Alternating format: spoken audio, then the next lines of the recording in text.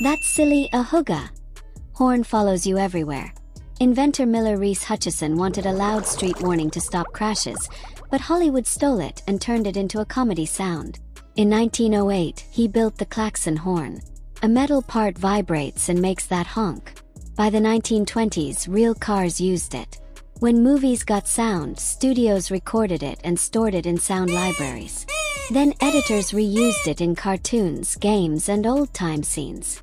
That cartoon horn is over 100 years old, and it began as serious safety tech.